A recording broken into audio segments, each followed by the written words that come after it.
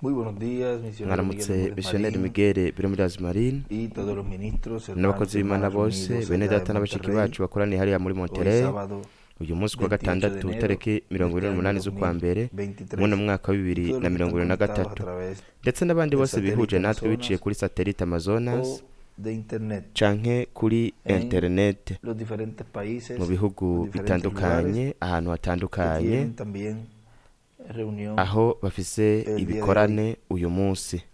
Nos decía nuestro hermano Miguel yariko ayer, aratubwira mw'idata Miguel luego del ejo mensaje, nyuma y'ubutumwa cómo los profetas de Dios, ingene abavugishwa n'Imana cuando igihe hablaban, baba bariko baravuga en muchas ocasiones akenshi hablaban bavuga en bakavuga tercera persona o nko ku segunda muntu wa persona, gatatu y canke en umuntu wa otras kabiri ocasiones canke hablaban ahandi naho en primera bakavuga persona, como ku si muntu ellos wa mbere bakivuga estuvieran nk'uko umengo cumpliendo muri eso bo de hariko lo que ellos hashikirizwa estaban hablando. ivyo baba bariko baravuga, Y kandi ellos cumplieron bobo la parte bashikije que corresponde igice cari cumplir, carabagenewe, igice que cari le cagenywe ko correspondía gishitswa cumplir nabo, en el tiempo que ellos igice estaban cari viviendo, kijanye, igice pero cari también gushitswa muri ico gihe baba bariko barabamwo, eran reflejo ariko y kandi figura cari de lo igishushanyo, que ishusho Dios n'ingero estaría cumpliendo y'ivy'Imana izoshitsa más adelante.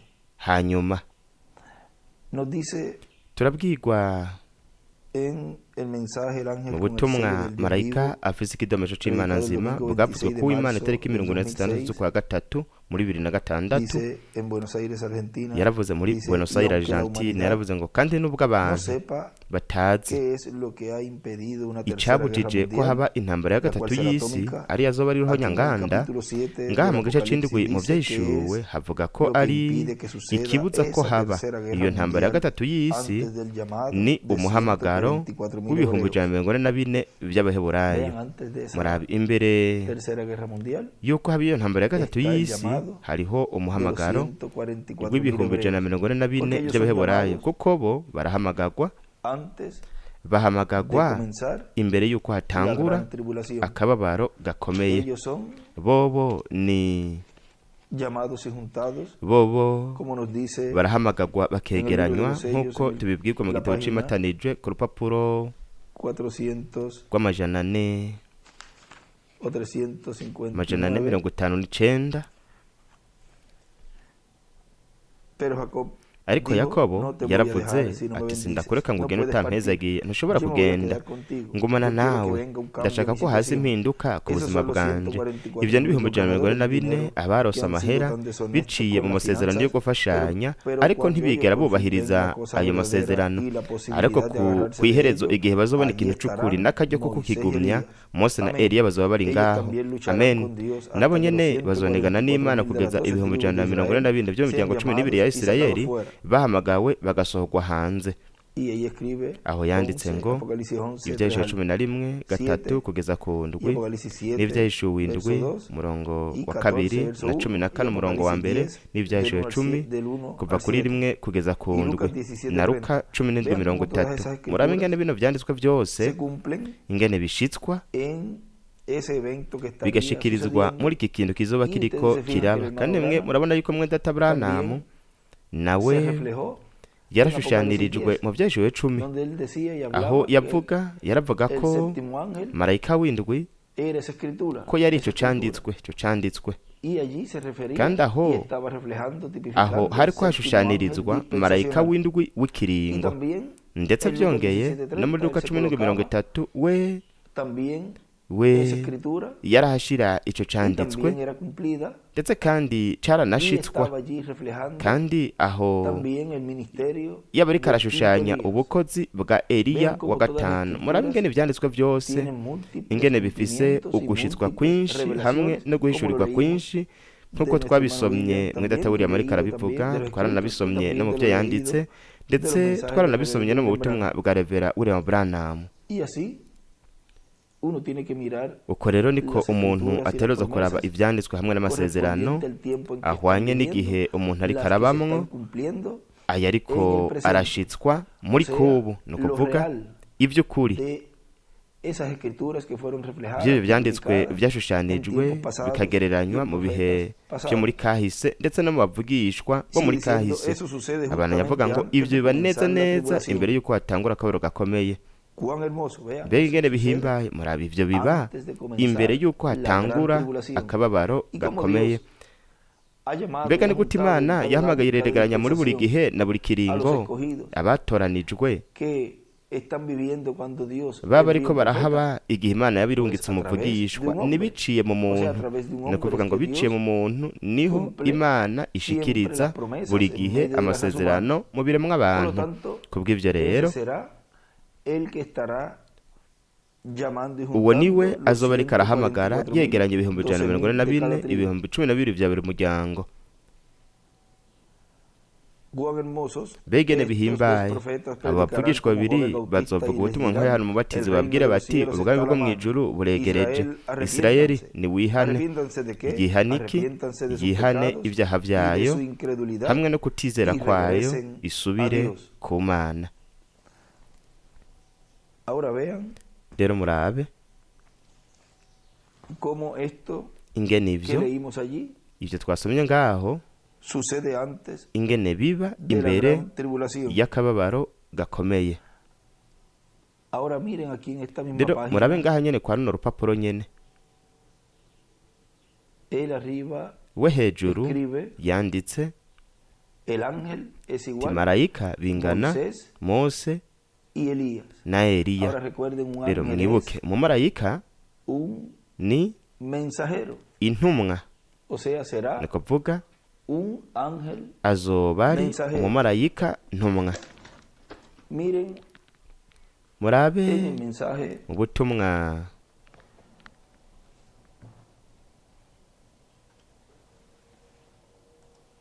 en donde nos dice, aho tubwirwa Vamos a ver aquí. katurabe hano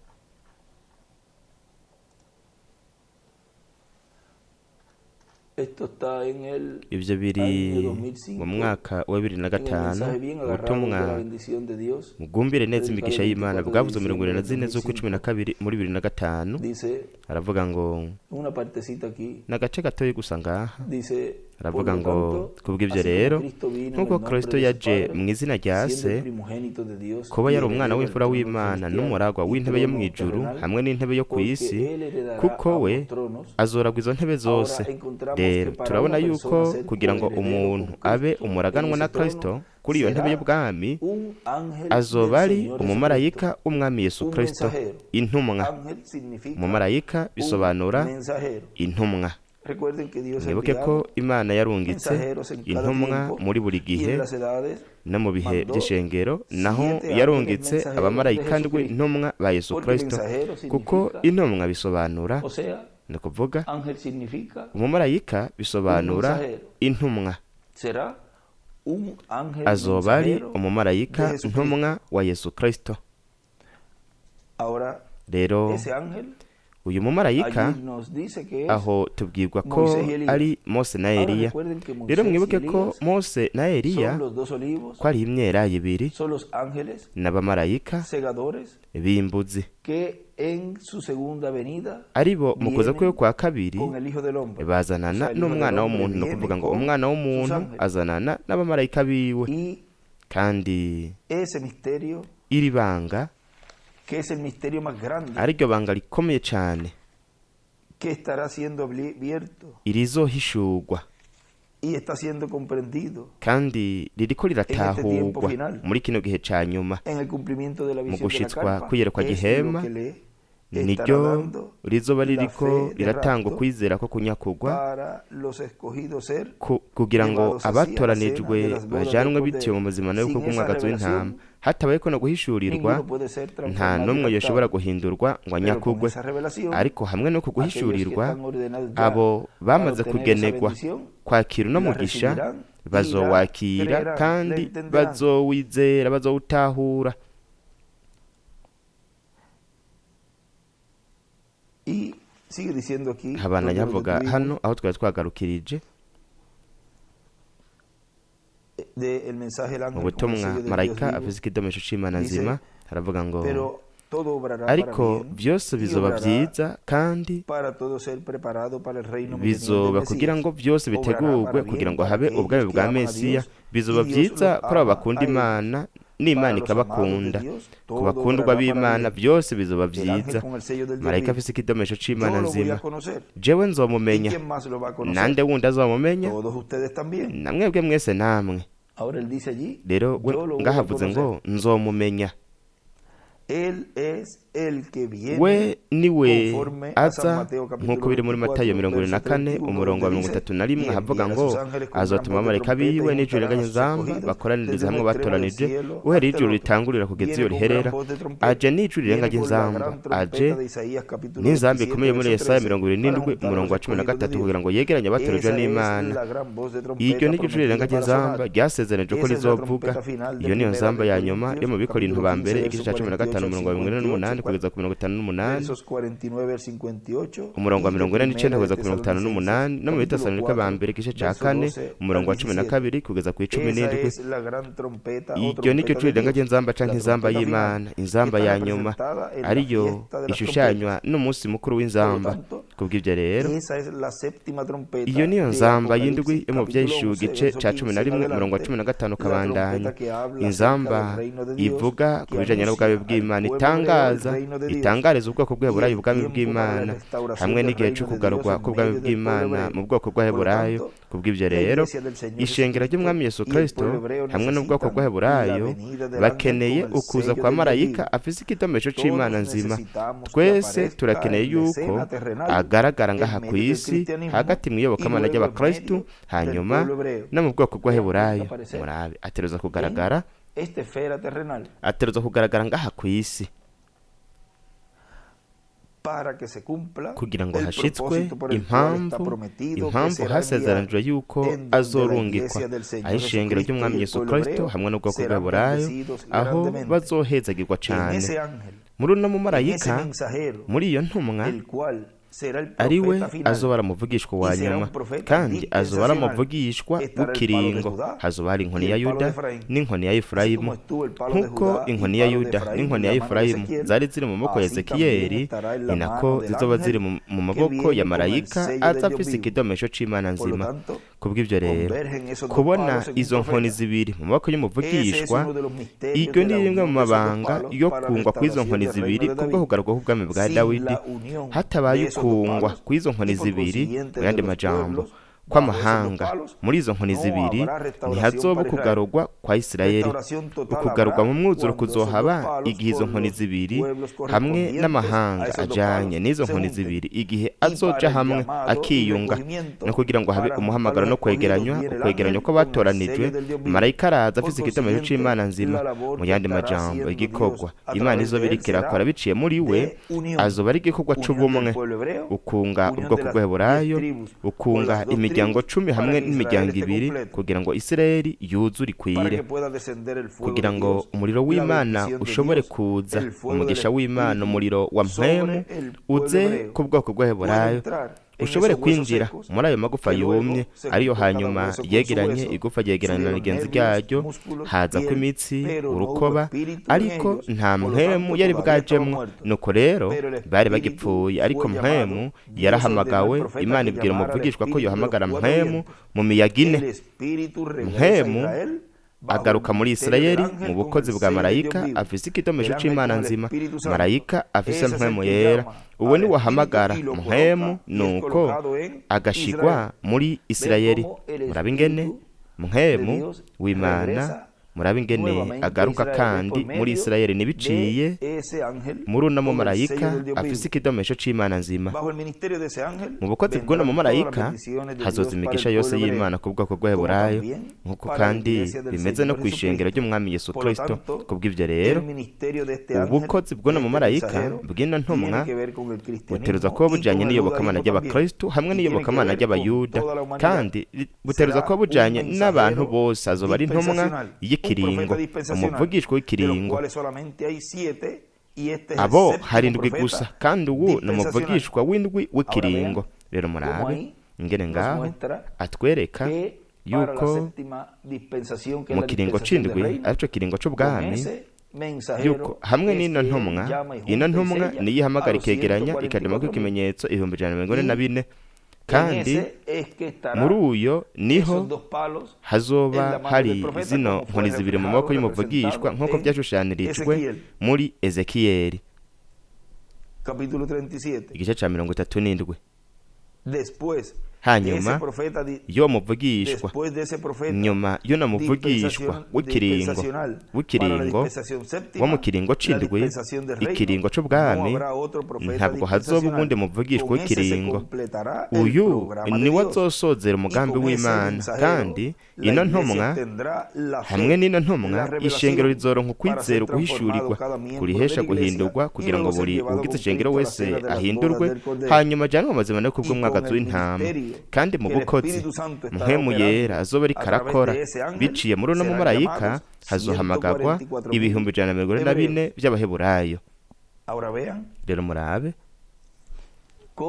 ngene ivyo bitashikijwe, kandi namba bitashikijwe nuko rero iki canditswe ca marayika w'indwi w'ikiringo kica gishitswa neza kigashitswa mu by'ukuri muri kino gihe ca nyuma. murabe ingene kandi uno mumarayika yari hagati muri twebwe yitwa kandi azwi n'umwe wese muri twebwe mwenda atamukundwa w'igiciro William Soso Santiago. uno mumarayika w'inkomezi Gabriel ingene Imana muri we yariko irerekana uwuzoba ari we uno mumarayika w'indwi w'ikiringo. yaravuze Revera William Branham igihe kimwe, igihe uno mumarayika azotangura kudoma kw'ikimenyetso bano baheburayo irembo ry'abanyamahanga rizoba ryugaye canke rizokugagwa. murabona rizoba ryugaye muri ico gihe kuko igitigiri c'abatoranije twaramaze kubona yuko yavuze ko ho kugagwa ibintu byose byashushanijwe canke byari bishushanya ikiringo c'ubuntu. ibintu byose byari bijanye n'ikiringo c'ubuntu byararangiye. mu yandi majambo, kugira ngo umuntu yinjire abe ugize umubiri w'ibanga w'abizera, ico gice carugawe. mu yandi majambo, bose bari imbere mu nzu y'Imana, kandi igikurikira rero ni ukwizera ko kunyakugwa ku batoranije hamwe no kudoma kw'ikimenyetso 144. ariko ivyo ntivyabaye. mu yandi majambo, wewe yariko yerekana ivyari kuzokorwa hanyuma.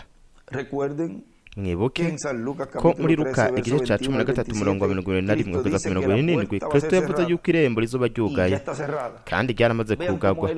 murabe ingene we yariko aravuga ngaho ku kintu kizoba muri kazoza, ariko twebwe ubu turiko turabona tuba muri kubu aho ivyo biriko biraba. ivyo vyarabaye. kubw'ibyo rero dutegerezwa kuba tugavye amaso yacu mu by'inkwemu akangutse neza, n'amatwi yacu mu by'inkwemu nayo nyene akangutse, kugira ngo twumve ijwi ry'Imana biciye muri mpwemu yera ku munsi wa nyuma. azoba ariko aratuganiza biciye muri marayika aza afise ikidomejo c'Imana nzima, kandi iryo rizoba ari ijwi rizonyeganyiza atari isi gusa, ahubwo n'ijuru naryo. azoba ari Imana iriko iraganiza ishengero ryayo, hanyuma n'ubwoko bw'abaheburayo azoba ari ijwi ry'Imana mu kanwa k'intumwa yo ku munsi wa nyuma. tuzoba turiko turumva ijambo Imana izoshira mu kanwa k'iyo ntumwa yitwa marayika aza afise ikidomejo c'Imana nzima. ni ukuvuga uno mumarayika niwe azoba ari mu mubiri w'umuntu, kandi niwe azonyeganyiza atari isi gusa, ahubwo n'ijuru naryo. none ni kubera iki? murabe ingene ijuru rinyeganyega. ni vyiza. kimwe mu bintu bizonyeganyiza ijuru ni ugushika kwiwe hariya.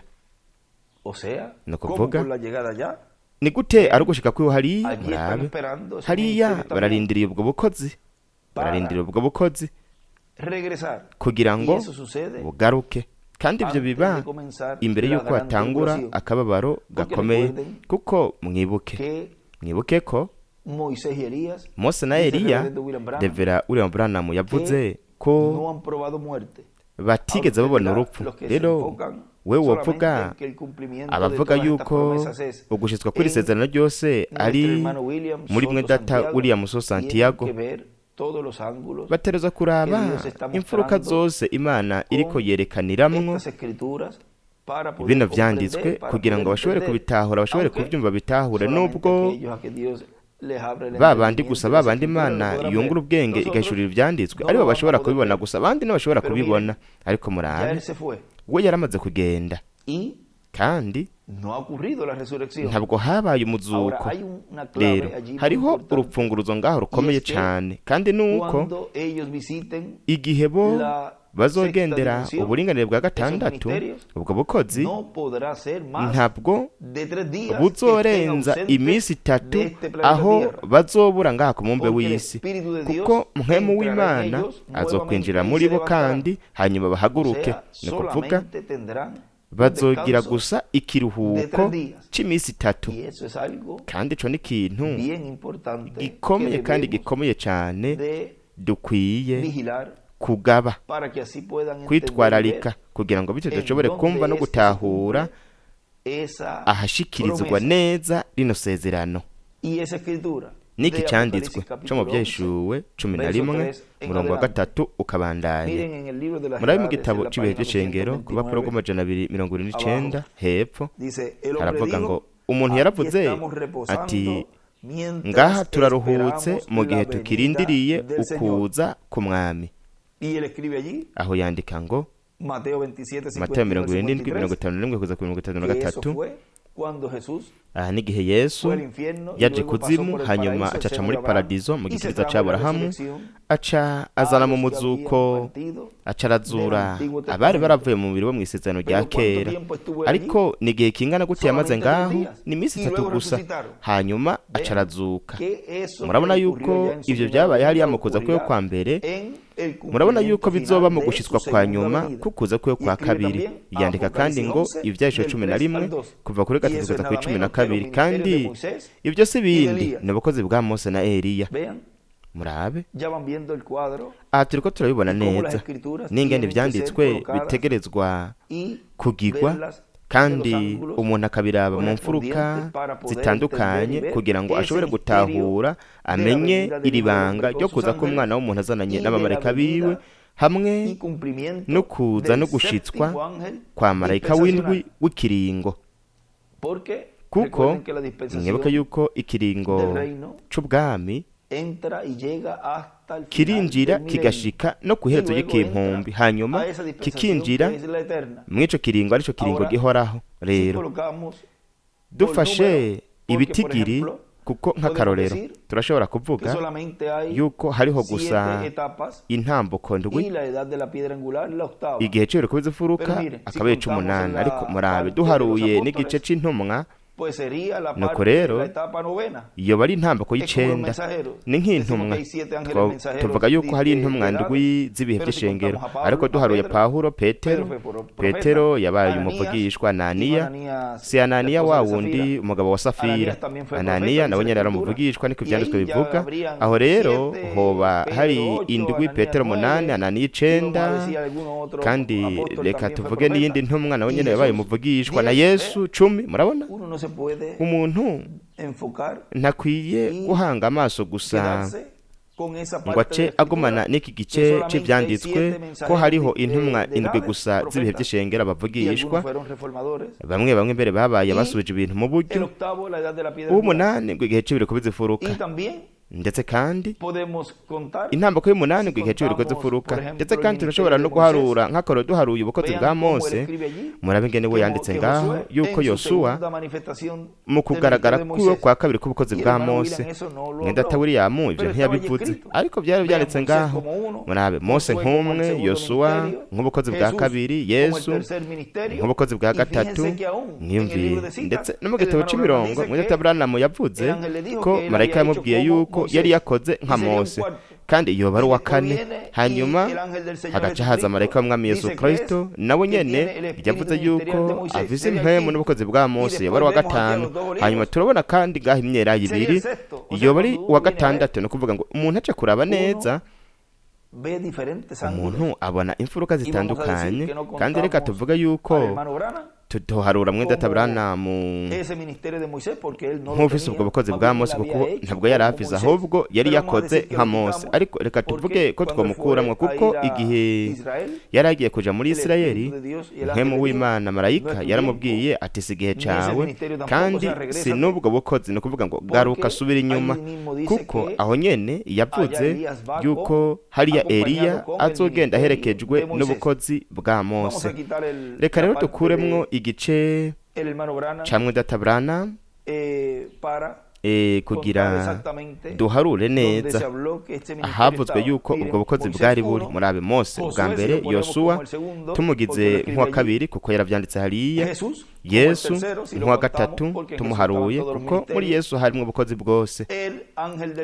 Marayika w'umwami Yesu Kristo William Santiago mu gushitswa ako kanya kw'ico canditswe, kuko mu marayika ni intumwa, kandi muri we, kubera ko Imana yariko irakora ubukozi bw'umwana w'umuntu azananye n'abamarayika biwe, mu yandi majambo aho hari ubwo bukozi, kuko yari Imana iriko irakora biciye mu muvugishwa.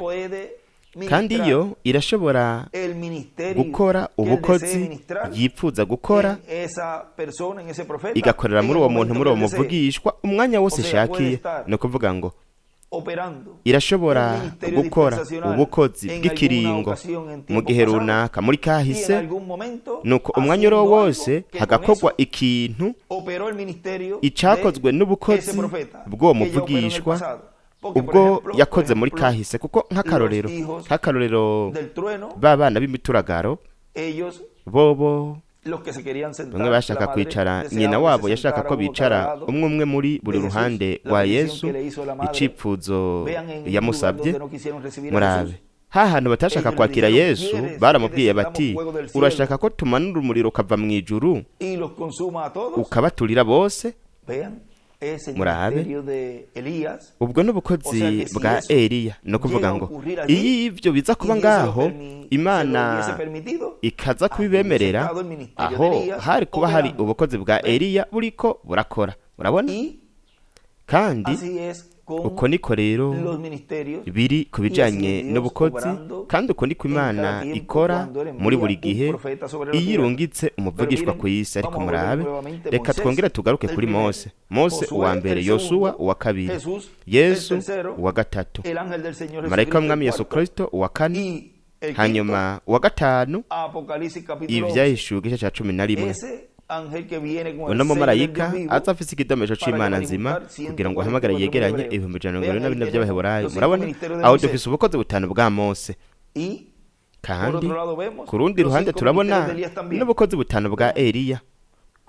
Murabe ingene Imana byose yabitegekanije neza, kandi byose biri mu rutonde.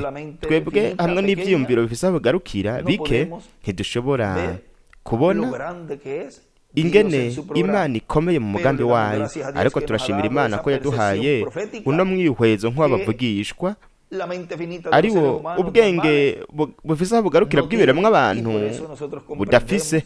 Nico gituma twebwe dushobora gutahura ubu mu buryo bugaragara neza rino banga ryose rikomeye ryo kuza k'umwana w'umuntu azananye n'abamarayika biwe.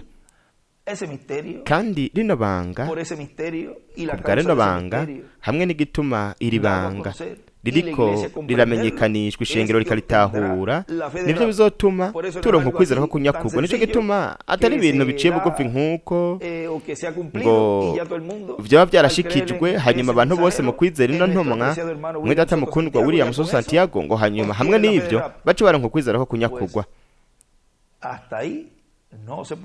Umuntu ntakwiye kuguma ngaho gusa, aterezwa no kwakira uguhishurirwa kuzuye kwitera ico ukuza k'umwana w'umuntu azananye n'abamarayika biwe. Ubu rero ndashimira Imana ko hariho abana b'Imana batorejwe n'Imana, batahuye barumva baratahura mu mwuzuro iri banga rikomeye ry'uno mumarayika w'indwi w'ikiringo, iri banga rikomeye ry'Ivyahishuwe 11, iri banga rikomeye rya kino kiringo tubona hariya ikiringo c'umunani, ikiringo gihoraho. Murabona n'amabanga yagiye arahishurwa ubu mu gushitswa kugerekwa gihema, kandi n'abana b'Imana abatojwe n'Imana aribo bariko bararonka ukwizera ko kunyakugwa, kuko nibo bafise no mwihwezo nk'abavugishwa kugira ngo bumve batahure ano mabanga yose. Rero murabe ikintu ngaha nijoro nariko ndasoma ahantu hamwe yari yaranditse Timose, hanyuma naharondeye ariko sinahatoye, aho nabisomye byanditse hoshobora kuba ari mu nyigisho mwazimwe twamutegurira kandi twazitegurira hano canke ho bari mu gitabo, ariko yanditse ngo 1940 ukuvuka k'umurokozi Mose.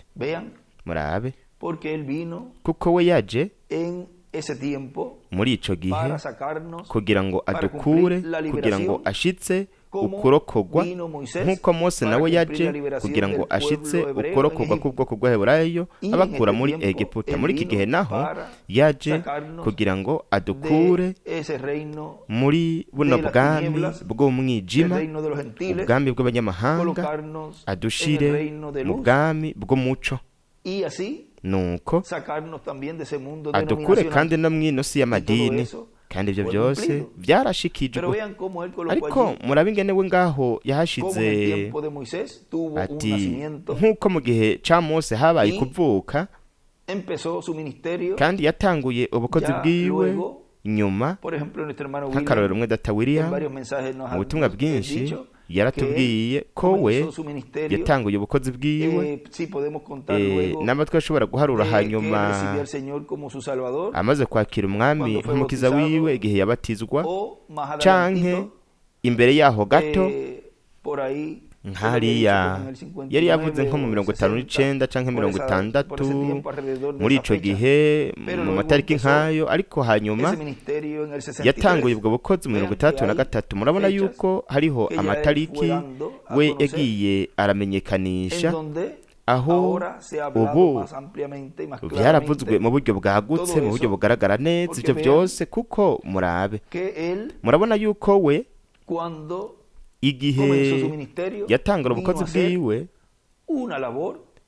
yaraje gukora igikorwa arico cerekanwe kirakogwa mu gihe ca Mose mu kurokogwa k'ubwoko bw'Abaheburayo bukugwa muri Egiputa, kandi harabayeho urugendo. Ariko Imana ngaho Imana yariko itegura uwundi muntu ari we imbere y'igihe. Imana yari izi bizoba kuri Mose mu gukubita rujya rutare mu ncuro ya kabiri. Yo yatereza kuba ifise uwo muntu azokwinjiza abantu Mose ubwiwe yakuye muri Egiputa, ndetse byongeye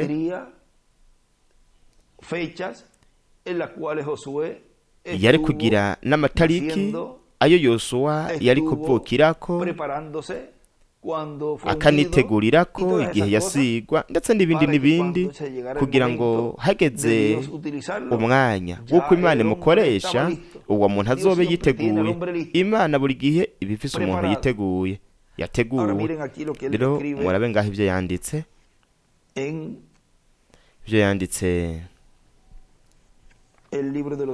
mu gitabo c'imatanijwe ku rupapuro 192. Rero murabona ko Yosuwa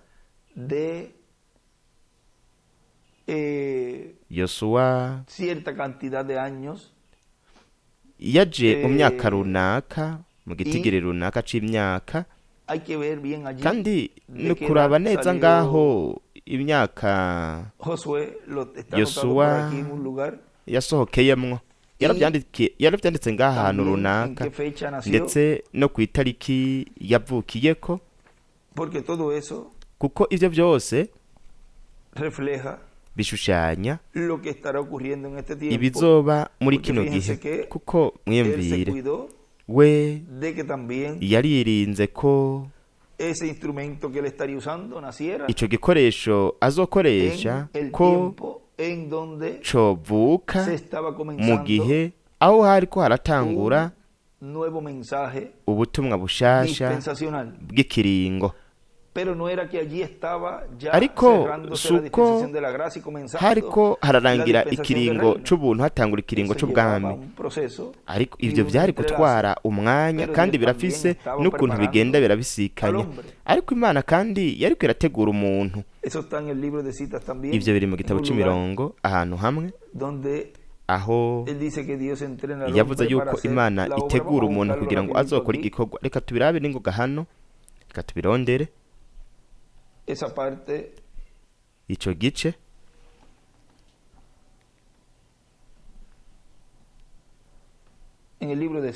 Mu gitabo c'imirongo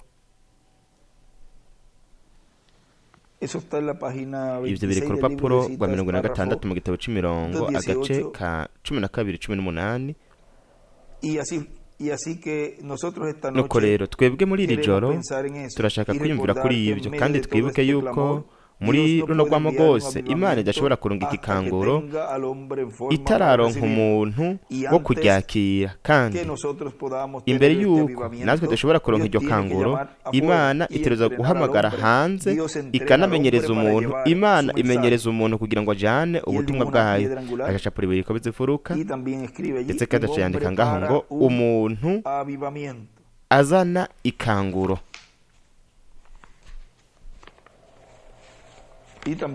Ndetse kandi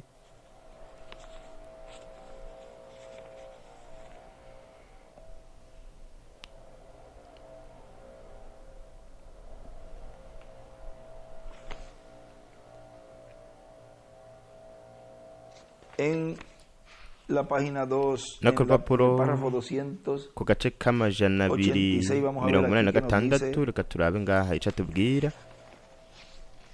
286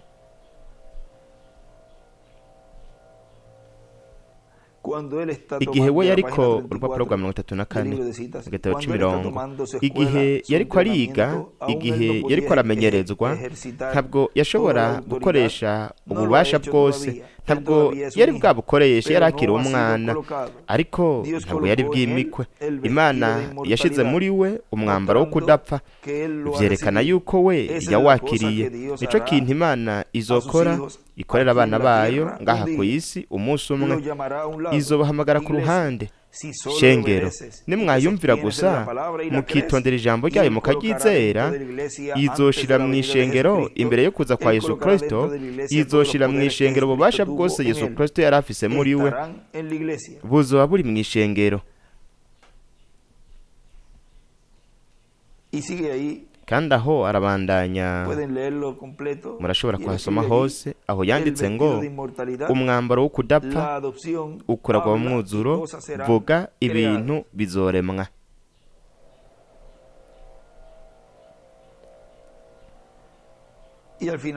Kwiherezo reka tuhasome hose, kuko murabe haravuga ngo Imana ishaka ko ibikorwa byayo bikorwa, yarungitse umwana wayo. Umwana ashaka ko ibikorwa bikorwa, yarungitse ishengero. Muri iyo minsi muzomenya yuko ndi muri Data, Data akaba muri jewe, nanje muri wewe, nawe muri jewe.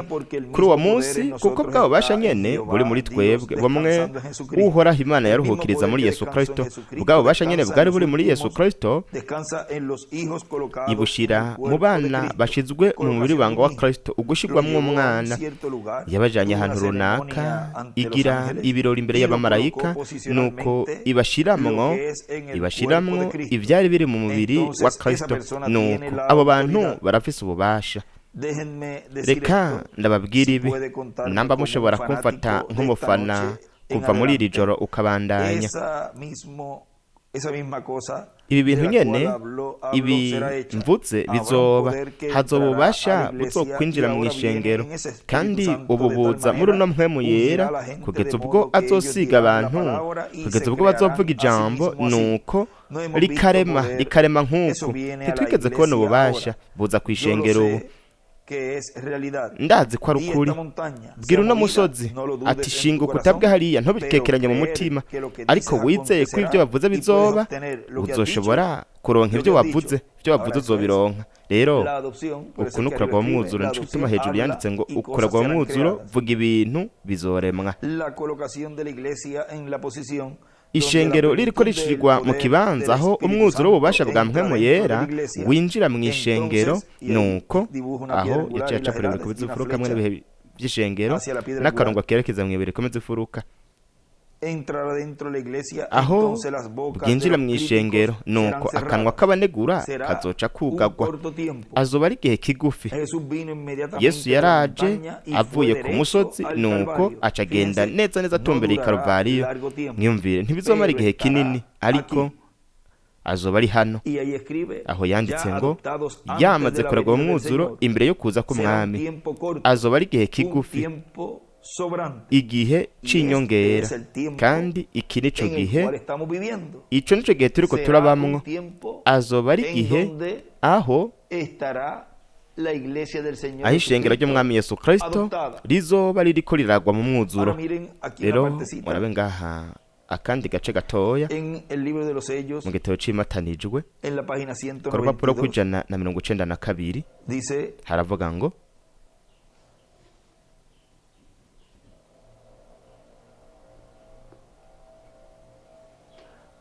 rimwe na rimwe uyu munsi hari umuntu yahamagaye arabaza ati mbega nibyo ko mu kunyakugwa kumbure hazoba hariho umwe w'i Jeffersonville n'uwundi muri New York ndetse n'abandi bavuye ahantu hatandukanye, ni ibintu batahura nabi. Hanyuma umuntu yavuze ngo umwami aduhaye ikimatere ca nyuma ku gatandatu mw'ijoro, nuko Yesu iyo bari ngaha kuw'Imana mu gatondo, ni ukuvuga nyuma y'ikimatere ca gatandatu. Murabe ingene abantu bamubwira nk'uko abantu kuvuga ngo ivyo sivyo. Hageze umuntu akubwira yuko azi igihe azozira, nuko muri ivyo wewe waba wamaze kumenya yuko yihenze, kuko nta n'umwe azi ivyo bintu, nta n'umwe abizi.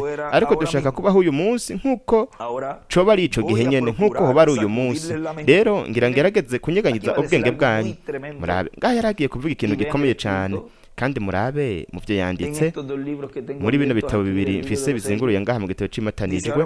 Yaravuze ngo ubu ngerageze kunyeganyiza ubwenge bwanyu, mwitegure. Ndizera ko Yesu azoza mu minota idashika 3 nk'uko we abiharura mu gihe ciwe. Rero mwiyumvire ikintu kimwe, igihe barengana babana indwi ba Isayi, harabayeho akanya kagufi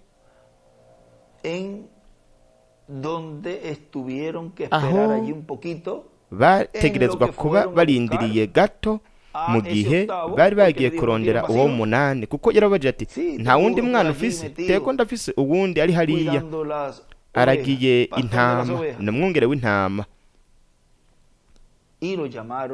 Nuko acaramutumako. Ico gihe aho uwo mwanya urakomeye cyane. Rero aho turafise uw'umunani. Murabe ingene vyongeye bishitswa bigashikirizwa mu munani, kuko mu munani no kuvuga Dawidi niwe yicaye ku ntebe y'Imana. Murabe hariya ku isi, kuko intebe bwami ya Dawidi yari intebe y'Imana. Biravugwa igihe Salomo yicara ku ntebe ya Dawidi, aho havugwa ko yari intebe y'ubwami y'Imana. Murabe mwo mwana w'umunani naho hashikirijwe iryo sezerano. Rero murabe ikintu gikomeye cyane, impamvu izo nkoni zibiri zitegerezwa kuba ziri mu maboko y'umuvugishwa muri iki gihe ca nyuma, kugira ngo yicare ku ntebe y'ubwami ya Dawidi, umwana wa Dawidi. Kandi ni mu munani. Ariko twaravuze kuri marayika ntumwa w'indwi w'ikiringo hamwe na marayika w'indwi w'igihe c'ishengero, no kuvuga mu birabe mu mfuruka zose, kugira ngo byose wa mukino wo guterateranya utuntu tube duterateranijwe neza, hanyuma ntimuhavure nk'uko Branham yavuze, ntimuhavure mushira inka n'akaroro yatanze ngo kugira inka iriko irarisha hejuru mu bushorishori bw'ibiti.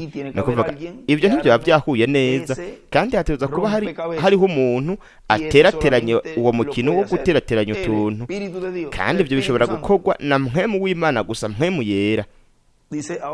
Aravuze ngo rero ngira ngerageza kunyeganyeza ubwenge bwanyu, mwitegure, ndizera yuko Yesu azoza mu minota idashika 3 nk'uko we abiharura.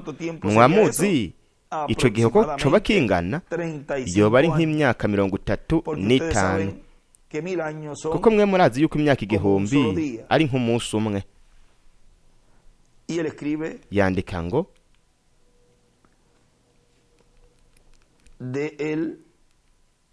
kuri yo, yandika ati kuri yo umunsi umwe ni nk'imyaka 1000. Ni ukuvuga ngo ku Mana umunsi umwe ni nk'imyaka 1000 yacu, niko yanditse. Kuri yo umunsi umwe ni nk'imyaka 1000 yacu kuza k'umwami.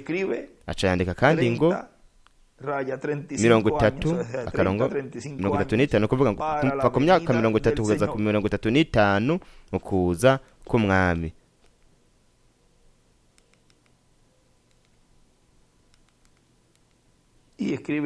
Aca yandika ikindi kintu, kandi ico tuzogifotora.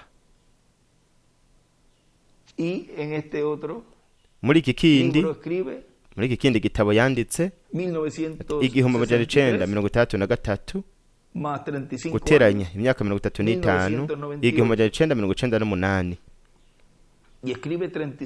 Acandika ngo imyaka 35 ku rundi ruhande, acandika ngo umunsi umwe bingana imyaka 1000. Rero murabe yuko nko muri izi tariki nko mu 2000 hatanguye intambuko ngaha Puerto Rico, hanyuma imbere gato haciye imyaka 2 habaye ikintu, hari ikintu cabaye.